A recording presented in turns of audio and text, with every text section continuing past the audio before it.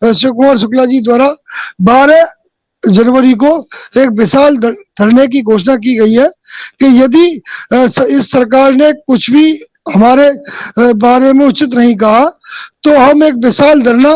शिक्षा मित्रों के समायोजन को लेकर मानदेय बढ़ाए जाने को लेकर लगातार संघ के द्वारा शिक्षा मित्र साथियों के द्वारा प्रयास किया जा रहा है। उसी कड़ी में एक बड़ी अपडेट निकल के आई है। शिव कुमार शुक्ला के द्वारा क्या ऐलान किया गया है, आज के इस वीडियो में आप लोग देख पाएंगे। 12 जनवरी को और इको गार्डन की जमीन पर करने वाले हैं और अब की बार जो लड़ाई होगी वो आर पार की होगी। हम जब तक नहीं उठने वाले, जब तक हमें सरकार कोई न्यायोचित हमारा समाधान नहीं कर दे, हम उठने वाले नहीं है। जी सर। पैनल पे सभी सदस्यों को मेरा नमस्ते। और सर, सरकार इस तरह की रणनीति पर काम कर रही है जहां पे भी सरकार के विपक्ष में कोई बोलने लगता है तो वहां पर तुरंत उसकी आवाज दबा दी जाती है, चाहे वो रोजगार का मुद्दा हो, अनुदेशक या शिक्षा मित्र का मुद्दा हो। अभी सदन की कार्रवाई थी और मैं भी उसको सुन रही थी, जहां जहां पर सरकार की कमियां गिनाई जा रही थी और जो वाजिब कमियां थी।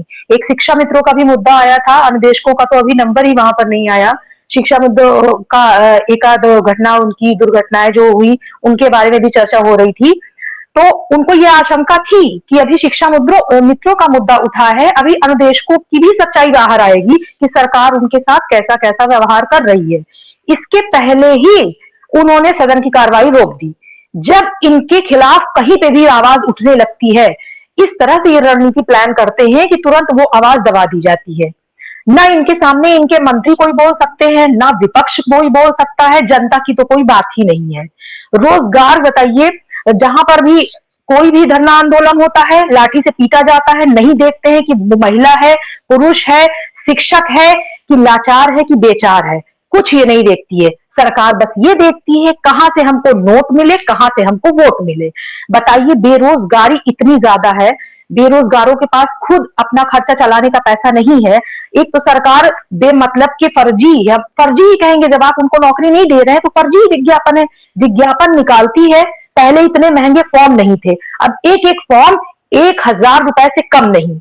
अगर परीक्षार्थी 2 फॉर्म भी भरता है, 3 फॉर्म भरता है तो 5-6 हजार उसको फॉर्म फिल करने में ही उसकी फीस चली जाती है। और वो बताइए, अभ्यर्थी साल भर में कितने सारे फॉर्म भरता है रोजगार की आस में, इनके झूठे लोभन प्रलोभन विज्ञापन में, और उसको मिलता क्या है? पहले इतना महंगा फॉर्म भरे, दूर दूर ये परीक्षा सेंटर देते हैं, परीक्षा दे, उसके बाद भी कोई गारंटी नहीं, उसमें धांधली होनी है, फिर कोर्ट देना है, कचहरी देना है, ये सारा। इस तरह में बेरोजगार युवा की जो बची कुची आमदनी है, जो अपने माता पिता से लेके अपना काम किसी तरह चला रहा है, वो आमदनी जा रही है। युवा की पढ़ाई लिखाई तो एकदम से इन्होंने चौपट कर ही दी है। उसकी ऊर्जा, एनर्जी, जो एक युवा है उसका पूरा समय ये इस तरह से बर्बाद कर रहे हैं।